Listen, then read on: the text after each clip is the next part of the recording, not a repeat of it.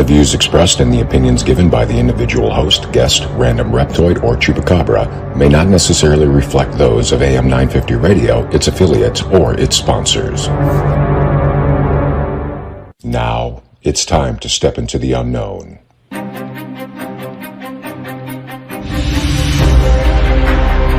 There are things people experience but never talk about.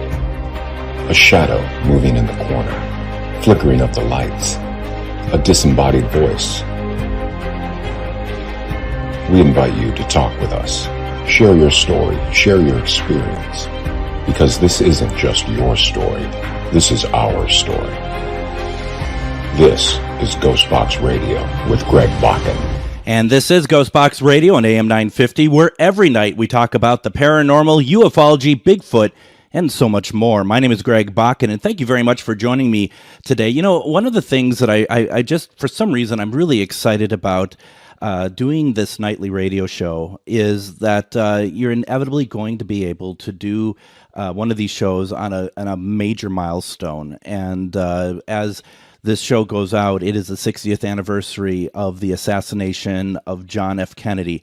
It is it's a major turning point in our country. It's had a vast amount of implications and ripples throughout history. I mean, I know that sounds very cliched, but I do think that it does apply here quite a bit. And one of the things I wanted to do to commemorate the 60th anniversary of the assassination of JFK is I wanted to have a conversation not only about that assassination conspiracy, because this is kind of what the show offers on occasion. We do a lot of paranormal stuff, but I felt that this is appropriate to talk about today.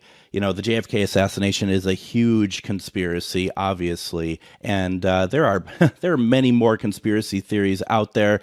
And, you know, it's so easy to bring people on to talk about conspiracy theories and how they are conspiracy theories, but I don't feel like that there's enough discussion on programs like mine where we talk about how conspiracy theories don't always stack up, you know, and that we really talk about that, and we talk about what creates a conspiracy theory, what people do, and what's the makeup of the people who are conspiracy theorists, and do they fall into any sort of profile, perhaps. So tonight I'm very excited. I have author Brian Dunning on. His book, which is available on Amazon, is called Conspiracy Theories Declassified: The Skeptoid Guide to the Truth Behind the Theories. And Brian's also does a podcast called the Skeptoid Podcast. I suggest you check it out. Brian, welcome to GhostBox Radio. Hey, I am so stoked to finally be here.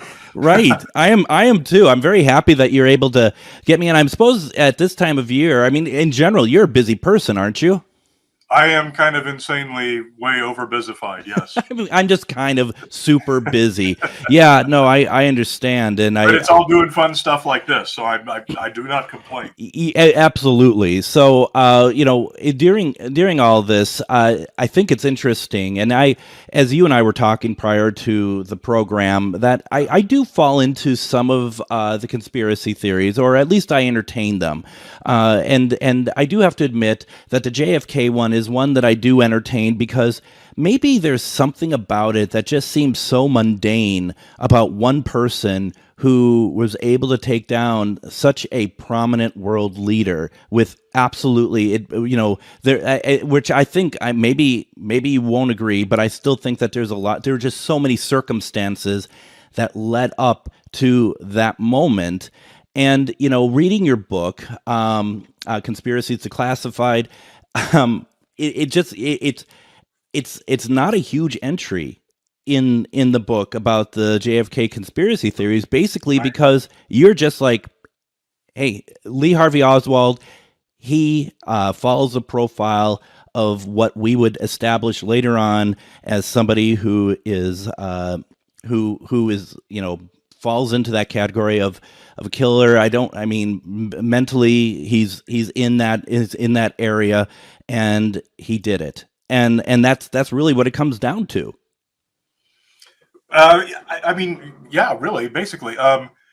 one of the points I make in the book is that he'd be a lot easier to convict today than he was back then. Back then, he was convicted on all of the evidence. All existing evidence points to him having been the killer.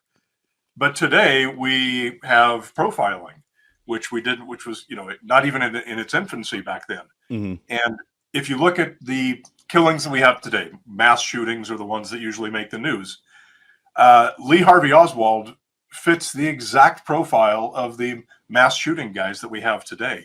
He's a loner. He's full of angst. He dislikes society. He's not popular, and he acts out on his aggressions. That's exactly what we see every time there's one of these mass shootings in the news. That's exactly the case with Lee Harvey Oswald. Yeah, I mean, and that's. I was watching some stuff just because I find it all very interesting. And, one of the things that came to my mind was if Lee Harvey Oswald was never killed by Jack Ruby 2 days later, and he was actually able to stand trial, I think our history would have been completely different, at least in the realm of that, than it is today. Yeah, I expect you're probably right. I think him going to trial would have made a difference. The author of we can't talk about the subject without mentioning Vince Bugliosi and his book Reclaiming History. 1,600 pages on all of the conspiracy theories. Now he's an author, but he comes from a background as a prosecutor and a defense attorney. And after the JFK assassination, the BBC held as big and as legitimate as they could, a mock trial of Lee Harvey Oswald. And Bugliosi was the prosecutor. And he was able to successfully prosecute Oswald in absentia, obviously, for the crime. So, not that made any difference in people's tendency to believe conspiracy theories, but if it had been a real trial, who knows? Perhaps it may have. Well, and that's just it. I mean, I feel like, too, as much as I think that we might have a different history if Oswald had lived, at the same time, and I think this is kind of the overarching kind of message about conspiracy theories in general. I think there's such a distrust with the government, and it goes way back. I mean, I think that's kind of the at least for a lot of conspiracy theories, I think that's the ground level of it, and that no one's going to want to believe that there is a possibility that we are that maybe once in a while the truth is there in front of us, and that we're not able to accept it. That's a very important point. All of the literally hundreds of conspiracy theories that exist about this assassination, they all have the same starting point, which is that the government is lying and the Warren Commission report is false. They start from that and they work backwards, finding what's consistent with this, who had Kennedy pissed off, who are all the possible people who may have had a reason to want to kill him, and what possibly could fit into the events of that day. And when you work it that way, sure, it's a surprise there's only hundreds of conspiracy theories. There's right. Virtually unlimited numbers you could come up with. Well, and that's just it too. It's like, okay, there's a conspiracy, and if I'm going to believe one that's attached to the assassination of JFK, I think for me the strongest one is that it's like the CIA did not want him around. It's the old guard CIA that's even back from the Eisenhower administration, that they were concerned that he wanted to pull out of Vietnam by 1965 after his re-election bid. And okay, I mean that's hard to take anyway, because that's saying that we're no better than anywhere else that has any leadership that they just want to throw out and assassinate if it's not following our rules. The ones that really get me are the ones that, like, well, Marilyn Monroe has learned too much information about aliens from JFK when they had their affair, and so she had to be killed, and he was going to go public about UFOs, so therefore he had to be killed. I mean, those, as cool as they sound, even I can't necessarily go along with that and just be like, are you sure that's what's going on here? Because that seems really really unbelievable to me. Yeah, but it's a perfect example how you could come up with literally anything you want to, and it fits into find a version of it that fits into the events of the day just as well as that does. Why not? And it's all about narrative, isn't it? I mean, everything we do is about a narrative and fitting into our narrative or whatever else. And I think there is a big narrative that is attached to the JFK. That the overall arching thing is that we're being lied to. But there are things that have happened that don't add up that keeps this going, such as I think there was a House committee in 1978 that came to the conclusion that there's probably more than one shooter. And it's just like, okay, well, how does that help anything? Because these things bring up more questions and you never get answers.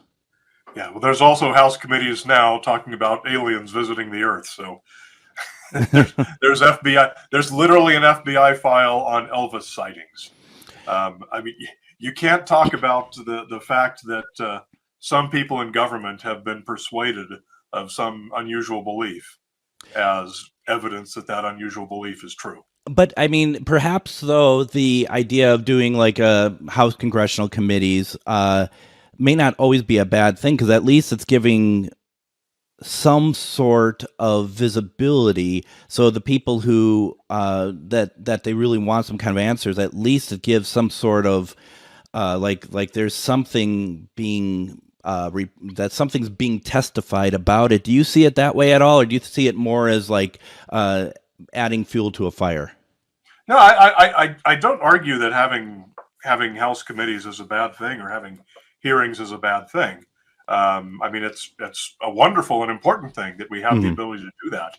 But it's unfortunately a system that gets abused by a small number of Congress people can cause a hearing to happen that is about anything, no matter how ridiculous. I mean, history is full of examples of this.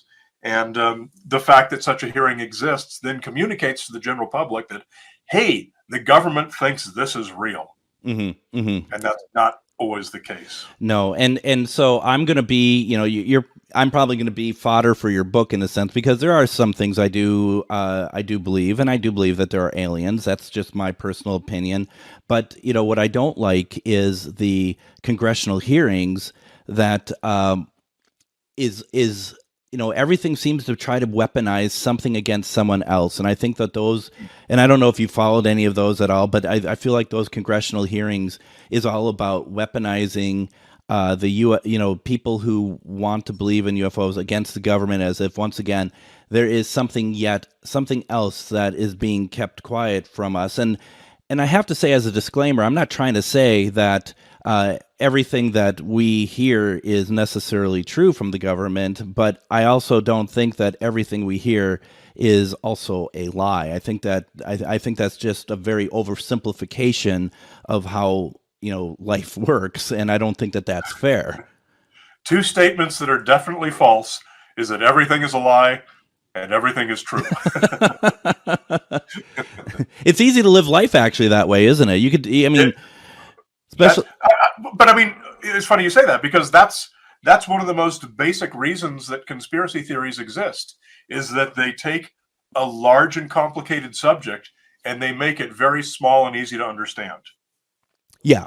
No, I get that. That's actually that makes a lot of sense, because I think there's a lot of cases, and we all have our different beliefs, but I think there's a lot of cases where these things are 2 + 2 = 5. I mean, it's just they are putting stuff together that, without any sort of research, you can look at maybe something and be like, oh, I can see that might make some sense. But then when you start digging a little bit deeper, that's when it all starts to fall apart. But yet, the thing is, I feel like a lot of people who are into this, they don't want to even entertain the idea that they could be wrong, that there could be a rational explanation for what they're so worked up over. I agree. Yeah, well, there we go. I have nothing. We're gonna wrap this up early. The same thing. Well, I mean, it just seems, and that's just it, though. I mean, I just find it very. It's actually very frustrating because that's the same sort of thing that's going on in general, I think, out there. And I'm certainly not. I'm not a political program, but I feel like that there's a lot of that happening in general, where it's kind of like the memes that you see on Facebook or something, where here's a picture. I saw one the other day of here's a picture of Pierce Brosnan as at 24, and it looks like a child that's like 10 that is like some weird Photoshop pose. And I see everybody just like, oh wow, he looks so young. It's clearly fake. And it's like it's that sort of mentality that people don't want to do any research. They just want to be spoon-fed, I feel like, and that doesn't help anything. No, it doesn't help anything, and it's not something that's particular today. It's just a fundamental of human nature. This has been the case throughout all of human history. People are much more willing to accept the simple popular explanation for something that's large and complicated than they are to sit down and do the extra work and find out what's really going on. Absolutely. Why don't That's we go? The whole reason that I have a job. Right. Exactly. Let's go ahead and do this. We're going to take our first break. When we come back, we're going to continue our conversation with Brian Dunning. We're talking about conspiracy theories, and it's a little bit different. We're not talking about what they are. We're talking what they're not. You're listening to GhostBox Radio on AM 950.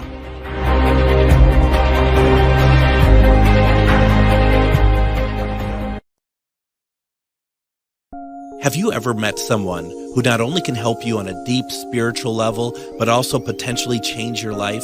Refined Divine is an extremely gifted psychic medium who travels the nation and lives right here in the Midwest. And she offers mediumship, mentorship, house and business parties, energy healing, palm readings, and so much more. Refined Divine has helped thousands, and she can help you. Hi, this is Psychic Medium Deb. I cannot wait to hear from you. You can go to refineddivinepsychic.com. The Tilted Tiki, located in downtown Stillwater, helps you get your tropical tiki vibe on with a large selection of fantastic tasting tiki cocktails served in unique and fun glasses, a menu of delicious food ranging from small bites, craft tacos, sandwiches, and more. Plus, don't forget they have live music Wednesday through Saturday nights. Located in downtown Stillwater, the Tilted Tiki is your tropical relaxation restaurant in Minnesota. Visit thetiltedtiki.com. Greg Bakun here. I've told you about the out-of-the-world roast beef sandwiches at Maverick's Real Roast Beef, but I haven't told you about their Philly steak sandwiches, turkey bacon avocado sandwich, BLT, crispy chicken, fish sandwiches, brisket, or pulled pork. Okay, you get the idea. They make a lot of delicious food to the same standard as their famous roast beef sandwiches, and now I'm starving. I'm going to go to Maverick's Real Roast Beef off Lexington and Roseville, and you need to go too. Check out their menu at mavericksbeef.com. Reach your highest level of consciousness and well-being with metamorphosisconnections.com. Metamorphosisconnections.com is an online directory of the best holistic and metaphysical practitioners to help you make your most informed choices. You can search metamorphosisconnections.com for classes, events, wellness and life coaches, plus metaphysical products and shops. You can also search for a wide array of healers from all modalities, including EFT, sound healing, energy healing, light therapy, ancestral healing, shamanic healing, reflexology, past life regressions, hypnotherapy, yoga, and more. And if you're not sure where to start, the search feature on metamorphosisconnections.com is tailored to help both those who know what they are looking for and those who are just starting. Come explore the possibilities for your higher self by visiting metamorphosisconnections.com. Their experienced practitioners can guide both beginners and those that are already on their spiritual journey. That's metamorphosisconnection.com, your link to direct you on your spiritual transformation. Need a stone to change your luck or break a curse? Try larvikite, known for its hex-breaking powers. Need an herb to repel negative spirits? Try rue, used to repel demons and jinn. Want to create a decoy so black magic can't touch you? Make a witch bottle. For more magical advice, visit Magus Books in Minneapolis. We've got the tools and the expert advice you need to succeed against the dark arts. Find us at 1848 Central Avenue Northeast in Minneapolis or at magusbooks.com. And welcome back to GhostBox Radio. My name is Greg Bakun. Tonight we are commemorating the 60th anniversary of the JFK assassination, and we're talking about the conspiracy theories around that. More than not, though, we're just going to be talking conspiracy theories in general. Tonight, my guest is Brian Dunning, and he wrote a book that's available on Amazon, Conspiracy Declassified, The Skeptoid Guide to the Truth Behind the Theories. Brian also does a podcast called The Skeptoid Podcast, and definitely check it out. If you're willing, I'm going to say this, check it out if you're willing to entertain the idea that maybe things in these conspiracy theories are not what they seem, right? I mean, that's kind of the difference there. You're not going to be there saying that, oh yeah, the moon landing's fake, and here's why. You're going to be very much the opposite of that. That is true. I mean, when people hear a conspiracy theory, they either recognize it right away as being nonsense, such as how most people would react if they heard the moon landing was a hoax, or they don't know anything about the subject and they assume that, okay, well, now I know something about that. And they tend to accept it, and they've just become a conspiracy theorist without even knowing it. That's true. And, I think what's really interesting about what you just said there, too, is the idea of, like, just because you throw a lot of random, like, sentences at somebody, they don't constitute as facts. And, I think when you say, like, there's people who don't, they don't know enough about it and they hear someone talk about it. And if someone throws a lot of, like, unconnected pieces to that, it's easy for someone to be like, oh, wow, sounds like you've researched it, and I'm going to follow. And this is this I believe you now. Yeah, that's true. The fact is that, most people don't think about things like this very much. Mm-hmm. You and I do, because this is what we do for a living, right? Mm-hmm. We're kind of immersed in weird things, that whole genre. Most people aren't. Most people don't think about science topics. They don't think about important moments in history. And when someone tells them something, blah, blah, blah, blah, blah, whatever it is, it's probably the first time they've thought about it since they were in elementary school. Right. And so you go, wow, okay, well, now I know that JFK was killed by some shadowy conspiracy. And when you hear the statistic that more than half of Americans now believe there was more than one shooter, that's really the reason. It's not because half of Americans have sat down and carefully analyzed all of the evidence that was presented to the Warren Commission and all this.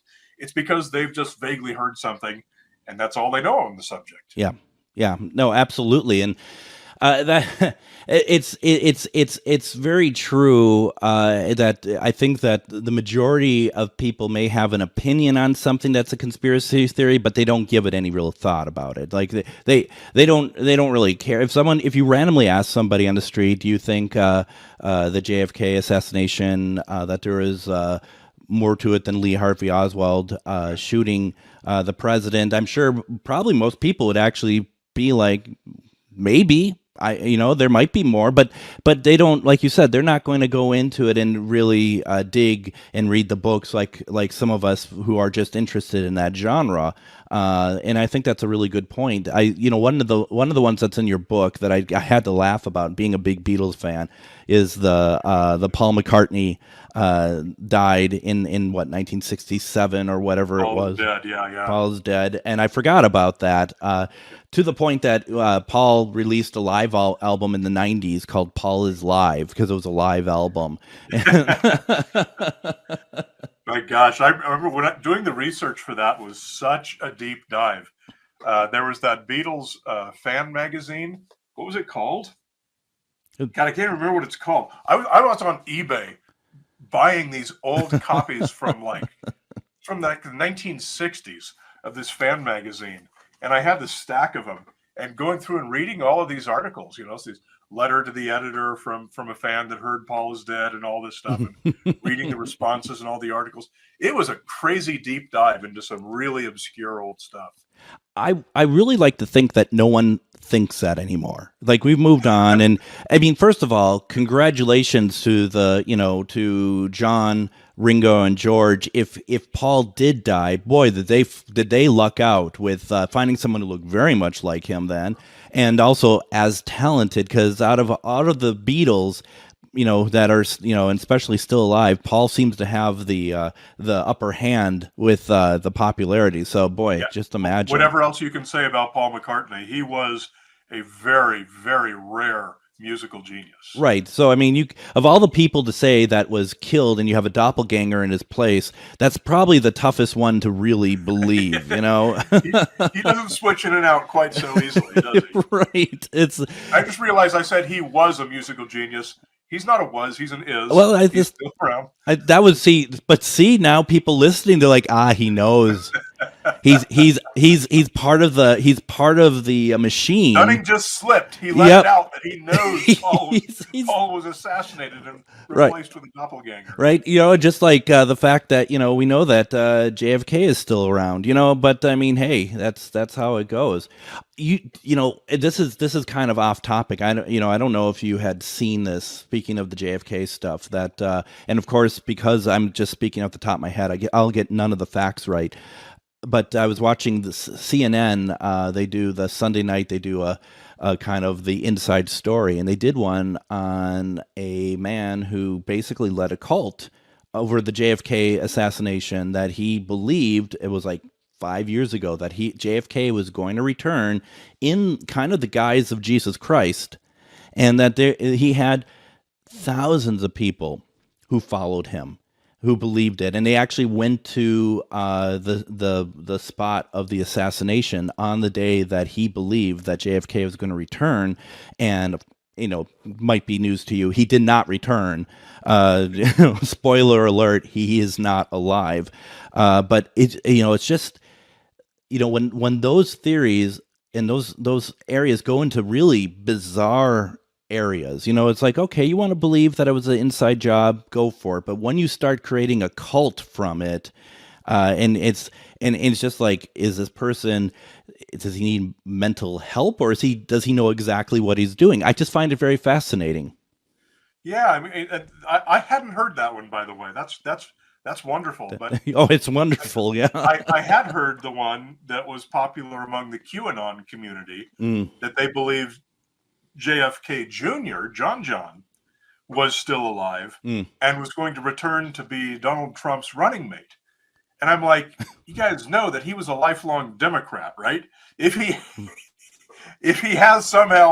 did survive his plane crash and is somehow still alive, probably running with Trump would not be at the top of his agenda. It may not be unless well, I'm not even gonna get into it, but yes, I mean that is something. And I think JFK Jr. was part of this one as well. And I think we actually might be kind of tail ending each other on, because I think they actually do they do converge at some point, both of these, because that part you're telling me about does sound very familiar at all.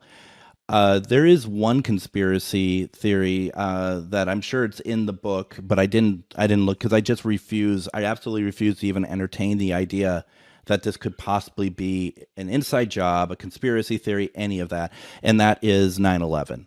I refuse to even entertain that idea, because it's the fact that it could possibly be true, which I don't think it is possibly true, but the fact that anyone would think of that as a false flag is absolutely devastating for me to even think about.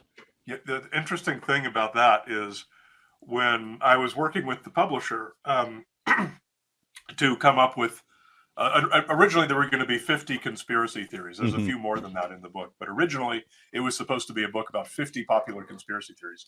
And we're whittling down the list to just the best 50. And they said, we can't have 9/11 included in the book at all. And I said, if you're publishing a book about conspiracy theories and you don't have 9/11 truthers in there, then not only are you, it's gaping, it's the most gaping omission possible. Really is. But you are now throwing fuel on the fire of the people who say, they're trying to cover it up. The publisher doesn't want people to think that this is just a conspiracy theory. because they know that it's actually real. I said, you're getting yourself in for some trouble if you don't want to include that in the book. That is absolutely, I mean, that really, yeah, if you really want to get things going, I mean, it's already bad enough that you have confirmed that Paul McCartney is in fact been dead for 50 some years. But just all of that is just, it's really pretty funny that, that they didn't think of that. Do you think that was because it's still so raw? I mean, not about the conspiracy side of it, but just because it's recent history to us still, 22 years ago or whatever. Yeah. They told me their reason for that, which was that they felt it was just too controversial. Yeah. Which I did not agree with, obviously. And I argued, and I think they finally relented. This happened with another thing. They didn't want to talk about Holocaust denial. Oh. I said basically the same thing, that if you don't include Holocaust denial, then it can be seen as the Simon and Schuster is acknowledging that the Holocaust didn't actually happen. It's not just a conspiracy theory. And we're at a time in our history that we have to speak about those things, especially the Holocaust denial stuff, because to your point, it does leave a gaping hole. It opens up a lot of questions to your publisher, but you're right. I mean, it's like people are, if someone would have said that people are saying that, 15 years ago, I think I would have just been like, well, that's a fringe amount. But these are not fringe anymore. These are people who are seeing stuff that they probably never were fringe, but because maybe my circle of friends or whatever else, it just seemed fringe. And now it's becoming like the stuff is getting momentum, and there need to be people to actually to speak up against it, even if it's just as simple as this is why this is not true, which is a big part of it. Yeah. I wish there was more interest in the subject of this is why this is not true. Yeah. Because that's actually an analysis and a thought process. It's not just a list of claims, a list of events. When you give a conspiracy theory, you're just saying this, and this happened. Oh, okay, that's interesting. But when you get into analyzing why that's not true, that to me is a much more fascinating topic. And for the reader / listener / consumer, it's kind of more work. So I'm not surprised that it's not super popular, but I'm disappointed that it's not super popular. I wish more people had an interest in the process of how we determine what's real from what's not. Well, and like you said, I think it is so much more work to actually be able to explain why something's not real. It's very easy to say why something is real, like a conspiracy, and throw together disassembled and disseparate pieces to kind of get your point across. And like we said, people don't really want to think, and I don't mean that as like people are dumb and they don't know what they're doing. It's just that we have so much going on in our lives. Some people just they hear and like that's good enough, and that's how it is. It's so much easier to just kind of throw that out there than to actually do the due diligence, which is not easy to find out where things don't make sense, and try to make sense out of them so people can understand. Yeah, I mean, I have part of my job is being an expert in a certain number of things, including, like, for example, the history of flying saucer belief. Mm-hmm. Someone who's a realtor or an accountant or a lawyer, that's their business, that's their interest, that's their expertise all day long. They don't ever have time to sit and say, okay, now I'm going to add this onto my plate. Hearing some brief passing mention is all that people have time or interest for. Yeah, I mean, and I'd like to say that that's just because of the world we live in at the moment, but clearly not. Conspiracy theories have been around for a long time, so it's certainly not necessarily like only recently. I mean, I think it might be quicker now, perhaps, and it might spread quicker. But these things have been around for a very long time. Probably.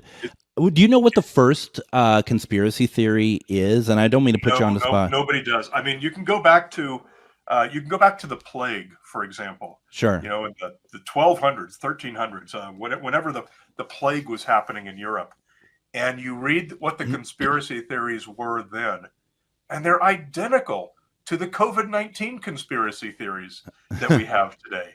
The names are different, and it's, the Wuhan lab instead of Israel, or the Zion.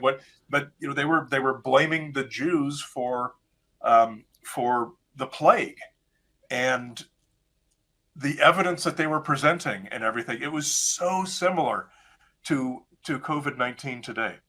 It's really amazing to me how over hundreds and thousands of years, the names and places might change, but the nature of belief in misinformation has not changed at all.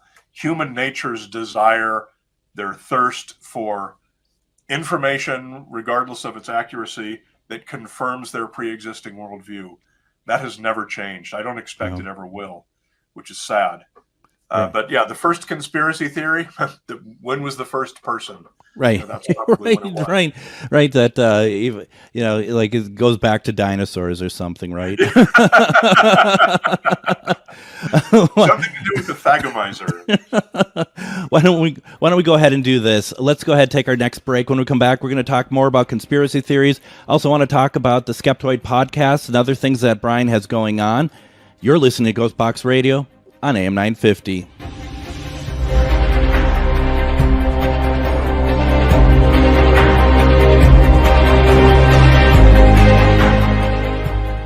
Are you one of thousands of individuals who know you have psychic abilities but don't know how to tap into your higher self?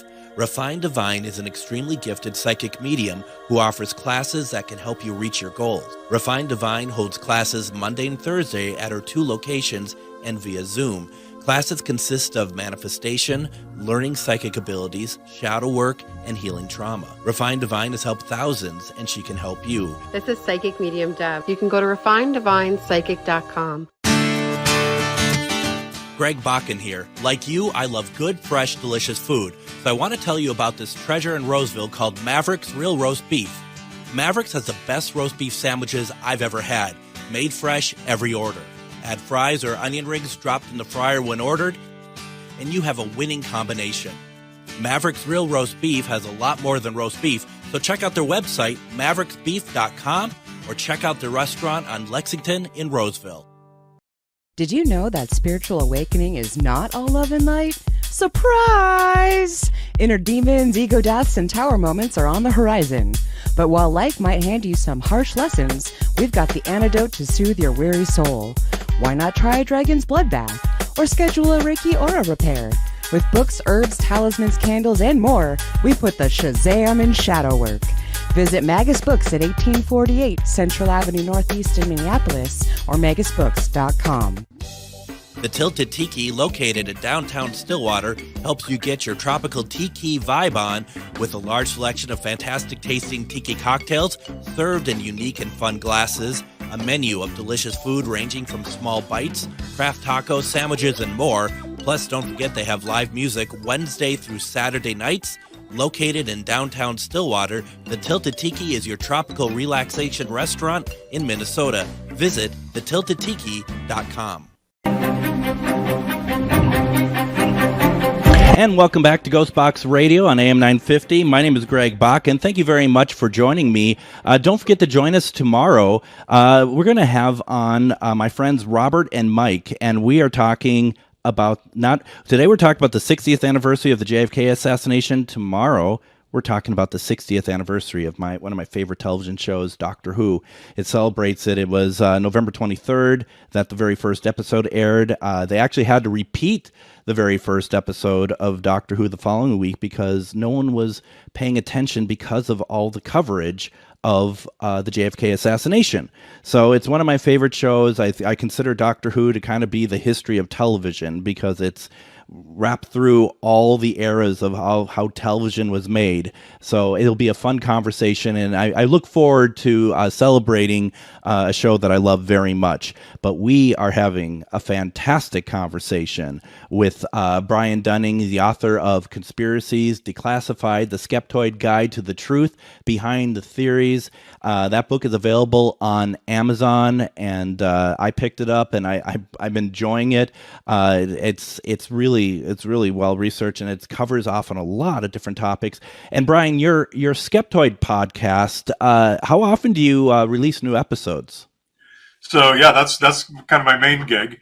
It's a weekly show every Tuesday morning since 2006. Wow.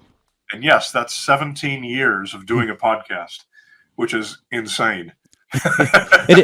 Which is really crazy because there's only like 3 conspiracy theories, isn't there? But only 3, yes. So I've had to rotate the 3 each week for 900 something episodes now. What are you covering off? Because obviously you're not just covering off like conspiracy theories, but as a skeptoid, you know, that what else are you looking at in Skeptoid is basically the true science, true history behind urban legends. So whatever these urban legends are, they can be conventional urban legends, they can be paranormal claims, conspiracy theories, alternative medicine schemes, anything where in pop culture you have a lot of people believing something that's not true, but that also has more interesting real science behind it.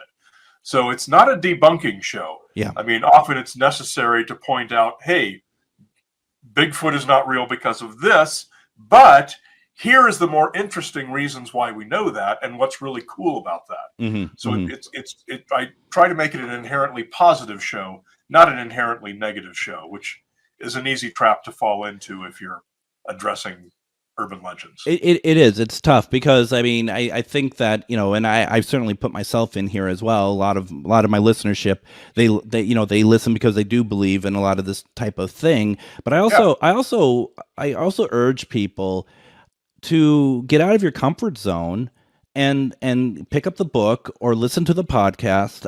If you listen and read, it doesn't mean that your ability to believe in this stuff goes away, but maybe it offers some information that you weren't aware of, or that, you know, just a different viewpoint. That is true. There's, you know, it's any urban legend or any weird thing, whatever you want to say, is interesting by itself. But when you put it in context, it becomes far more interesting. Context meaning where and when and why it happened. Yeah. What was going on in society at that time, why this became a thing and other similar cases didn't become things. Context is so important. And that's where the real fascinating info is not just hearing more about this particular UFO story. It's about why that particular UFO story became big. Right. And I just love the process of digging deeper. Right, and it's present, and anytime you can present research, I think that really opens up for a lot of people to be able to make up their own minds too, and figure out and maybe get them to do research in other areas of either that or other similar topics. You just hit it on the head, because one of the questions people ask me all the time is they say, "Oh, my grandma believes her poodle is psychic," or whatever Mm-hmm. it is. Do you have an episode I can play for her that'll disabuse her of that belief? And I say, well, maybe I do, but don't play that for her. Don't directly challenge this belief that she has. Instead, play an episode for her that's about something you both agree with. Like, you know, just as an example, Loch Ness Monster. Sure. Let's say nobody believes in the Loch Ness Monster. I would say, play that episode for her, because there's a lot of really interesting information. And it's going to get her interested in the process. And she may come around on her own to questioning whether her poodle really is psychic, or if there's some very cool perceptual phenomenon going on that's a better explanation. Absolutely, and you know, I'm very now interested in psychic poodle. I'm looking forward to finding out more about him or her. Right? Who wouldn't be? A psychic poodle is here to help. Psychic poodle is 2024 going to be better? You know, I mean, that's of course. What, like this last Tuesday, what did you release? What was on the episode that you released on Tuesday? So this week's episode was on the mythical planet Nibiru that some people believe is on this other huge side, orbit. Other side of the sun, right? It's like a really eccentric orbit, and it comes by, I think it was every 3,600 years or something like that. Yeah. Disrupts life on Earth and all that stuff. Now, that's not the planet that has the reptoids, is it? No, the reptoids come from Zeta Reticuli, I believe. I'm such a fool. I want to believe in reptoids. I really do. I mean, I don't know. I used to watch. Was it Land of the Lost that had those reptoid, the slee stacks? Yeah, the slee stacks. Yeah, those are pretty alarming. I'm not sure I'd want those to be real. I mean, I've seen pictures, and I know that they're photo anomalies of people, and they look like they have reptilian eyes and stuff. And you're like, well, that'd be cool. I mean, it's like V. Do you remember V at all? The sci-fi movie in the 80s, and they came as humanoids, and you rip off their face, and they're reptiles underneath. I mean, that would explain a lot. I think that if that was real, that would explain an awful lot, I think, in the world at the moment. I don't know. Every time I try to get someone on who knows about reptoids, the study about it, whatever, they don't want to come on. And I find that very interesting. You think that you'd want to spread the word, but I guess not. Again, not to be repetitive, but that's a case where the main reptoid belief, that came from David Icke, the British conspiracy theorist, that an old poor quality video of Queen Elizabeth, the compression in the video glitched and it showed that it interrupted her electronic disguise or whatever. That's one thing, but the context of the whole reptoid thing, half reptilian humans, that has a much richer and deeper history. That is very cool to go into. So, never just stop at the popular version of the legend, whether it's true or not. Instead, go in and learn about the context. Well, and I think too, if you are someone who has a very strong standpoint about conspiracy or reptoids or whatever else, and you are public, that you do a job like you do of publicly stating about it and stuff, you have to look at both sides to be able to really call yourself someone who researches it. You have to look into it to be able to know where to start and where to go from with it. They should be doing the same thing as well, because it's the full story. It's the full picture. Yeah. You have to, a very important part of that is getting information from all sides. Some urban legends end up being surprisingly true, and a lot of them end up being false. And so you need to make that determination and find out where the real evidence is. You have to listen to both sides on both of those conspiracy theories. So you always have to seek out information that's not what you're inclined to believe, as well as the information that you are inclined to believe, because you're going to learn something from both. Research isn't always safe, is it? If you have a strong personal belief, it isn't always safe, and it in the sense that it takes you out of your comfort zone. It's going to make you can't just research with the facts that you are happy with. You have to look at everything. Yeah, but that's part of the reason that I love. My whole circle of friends is all people who are either science communicators or work in the sciences, and part of the reason I love these people is because, to a scientist, there is nothing more exciting than finding out that you're wrong. Sure. Yeah. I get that. I understand that, at least in that community as well. I certainly can see that. We have about 5 minutes left. Okay. What are you working on? I would not worked on, but you're talking about a UFO film. What's going on? I mean, Skeptoid Media, the company that produces my podcast, we're a nonprofit and an educational nonprofit. And one of the things we do, in addition to video media and podcasts, is documentary films. We're always working on a documentary film. And the most recent one is about the public interest in the UFO phenomenon, which has been enormous these last few years. So this is a whole, the way I like to describe it is it's a film that teaches astronomy using the public interest in UFOs as a springboard. It's called the UFO movie They Don't Want You to See. And that title is a little bit tongue-in-cheek, but you watch it and you'll understand why we went with that. The movie is not yet in wide distribution yet. You can watch it online. You can rent it online. But it's at the UFO.movie. If anyone wants to check it out, you can watch the trailers. And if you want, you can rent it. But it will eventually come out on all the streaming services. It's brand new. It just hasn't gotten there yet. Wow, that's gonna be really cool. I got to check that out. And so you can rent it from the site then? Yeah, it goes to Vimeo. Vimeo is the service that it's available for rental. Got it. How long have you been? UFO.movie. UFO.movie. How long have you been working on that? UFO.movie. What is it? I'm sorry, I talked over you. The UFO.movie. Got it. Yeah, and I didn't know there was a .movie suffix for websites, but apparently there is. There seems to be a lot more. Remember back in the day, it was only gov, com, and org, and that you can't go. Or and then when TV came out, like, what's happening? Is this even real? It's just we've been doing internet for far too long. How long have you been working on that film then? That film started. I went into production just over a year ago, and so it's been for about the past 6 months. It's been in post production, and then going into starting the whole distribution and film festival process. It's done great in film festivals. Got a number of wins already. Wow! Congratulations! Very excited about that. Yeah, that's congratulations. That's great. Yeah, thank you. Any upcoming topics that you could share with us for the podcast? Let's see. Let me go into the database. Oh, yes. Next week's is going to be a lot of fun. Have you heard of this popular drug called Combo?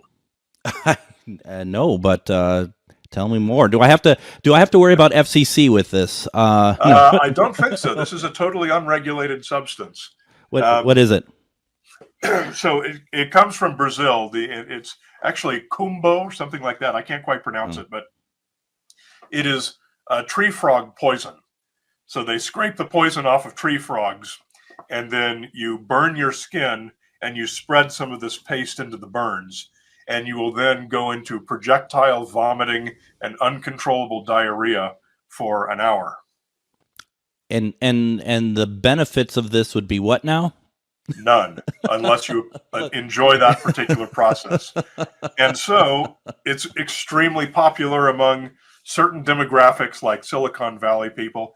And I don't want to burst anyone's balloon, but Silicon Valley people are largely the most gullible people on the planet. So if there's something like this, an opportunity for them to spend their money on, you can be sure. Anyway, it's called Combo, and it's look it up online, Kambo. Or subscribe to Skeptoid and learn all about it next week. Well, absolutely. And also are people taking that as if as almost like a version of getting high sort of thing? No, it doesn't get you high. It's a very unpleasant experience. They believe that it brings all kinds of wellness benefits. Like burns. It leaves scars. It's a horrible, horrible process. I mean, it's poison. It's from a frog intended to kill you. So you're literally putting lethal poison in your body and barely surviving the experience. And someone has decided that Silicon Valley people are willing to pay hundreds and hundreds of dollars for this privilege. Now, we're just under a minute left here. Can we quickly talk about NPR? Is that starting up for you soon, or is it already going? Or we're hoping that'll become available in 2024. But the Skeptoid podcast, we are producing a version of it that is going to go into what's called the Public Radio Exchange, which is basically a catalog where NPR affiliate stations purchase all of their content that gets aired on their stations. So hopefully in 2024, NPR stations near you will be carrying Skeptoid. That would be really cool. Congratulations on that. Thank you. Yeah, that is fantastic. And that just finishes us up. We're just right in time here. So definitely, folks, go to Amazon, pick up Conspiracy Theories or Conspiracies Declassified, the Skeptoid Guide to the Truth Behind the Theories. That is available on Amazon, and also check out Skeptoid Podcast. Brian Dunning, thank you very much for joining me today. Loved being here. Thanks so much for having me. Thank you very much. Tomorrow we're talking Doctor Who. Have a great night, everyone.